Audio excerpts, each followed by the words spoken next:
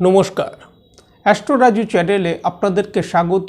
আপনাদের সাথে আমি রাজু। আলোচনা করব 22শে জানুয়ারি থেকে 28শে জানুয়ারি এই সপ্তাহটি মীন রাশির ওপর কী ধরনের প্রভাব আসতে পারে। এই সপ্তাহে চন্দ্রমাকে গোচরে বৃষভ রাশি, মিথুন রাশি, কর্কট রাশি ও সিংহ রাশিতে ভ্রমণ করতে দেখা যাবে। সপ্তাহের শুরুতেই চন্দ্রমাকে গোচরে বৃষভ রাশিতে অবস্থান করতে দেখা যাচ্ছে। সোমবার বিকেল 4টের পর চন্দ্রমা গোচরে আপনাদের রাশির চতুর্থ ভাবে অর্থাৎ মিথুন রাশিতে প্রবেশ করবে। মিথুন রাশিতে গোচরে চন্দ্রমা বৃহস্পতিবার রাত্রি 1:30টার আগে পর্যন্ত তাকে অবস্থান করতে দেখা যাবে। আর্থিক দিক থেকে এই সময় কিছু লাভ প্রাপ্তি আসতে দেখা যেতে পারে। বিগত দিনে পৈতৃক সম্পত্তি বিষয়ে কোনো প্রবলেম থেকে থাকলে তা সলভ করা যেতে পারে এই সময়। তবে মানসিক কিছু সমস্যা এই সময় মনের মধ্যে কাজ করতে দেখা যাবে, যার কারণে বড় কোনো সিদ্ধান্ত নেবার ব্যাপারে সতর্কতা অবলম্বন করা উচিত।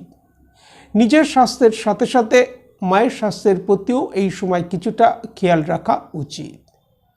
বৃহস্পতিবার রাত্রি 1:30টার পর চন্দ্রমা গোচরে আপনাদের রাশির পঞ্চম ভাবে অর্থাৎ কর্কট রাশিতে প্রবেশ করবে এবং শনিবার দুপুর 1টার আগে পর্যন্ত চন্দ্রমাকে গোচরে কর্কট রাশিতেই অবস্থান করতে দেখা যাবে।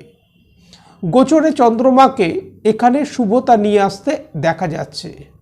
আর্থিক দিক থেকে এই সময় লাভপ্রাপ্তি আসতে দেখা যাবার সম্ভাবনা। কর্মক্ষেত্র, ব্যবসা বাণিজ্যের স্থলে এই সময় অগ্রগতি আসতে দেখা যাবার সম্ভাবনা। আটকে থাকা কাজ এই সময় সম্পন্ন হতে দেখা যেতে পারে।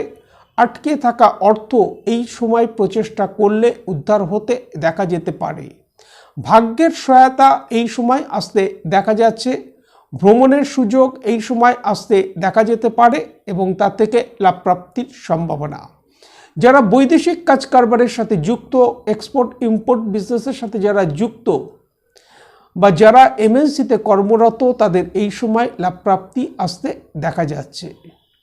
শনিবার দুপুর 1টার পর চন্দ্রমা গোচরে আপনাদের রাশির ষষ্ঠ ভাবে অর্থাৎ সিংহ রাশিতে প্রবেশ করবে এবং সপ্তাহের শেষ চন্দ্রমাকে সিংহ রাশিতেই অবস্থান করতে দেখা যাবে। আটকে থাকা কাজ এই সময় সম্পন্ন হতে দেখা যেতে পারে। আটকে থাকা অর্থ এই সময় উদ্ধার হতে দেখা যেতে পারে। খরচের পরিমাণ এই সময় কিছুটা বৃদ্ধি পেতে পারে। মানসিক একটা বিষণ্ণতা এই সময় মনের মধ্যে কাজ করতে দেখা যেতে পারে। স্বাস্থ্যের প্রতি এই সময় কিছুটা খেয়াল রাখা উচিত। দাম্পত্য জীবন, প্রেম প্রণয়ের ক্ষেত্রে এই সময় অ্যাডজাস্ট করে চলা উচিত। বিদ্যার্থীদের বিদ্যাক্ষেত্র থেকে স্বাভাবিক রেজাল্ট আসতে দেখা যাচ্ছে।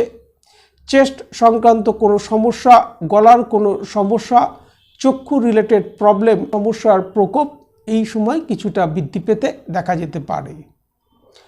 এই সময় প্রত্যহ ভগবান বিষ্ণুর যদি আরাধনা করা যায় তা থেকে যথেষ্ট লাভ প্রাপ্তির সম্ভাবনা। আজ এই পর্যন্ত। নমস্কার।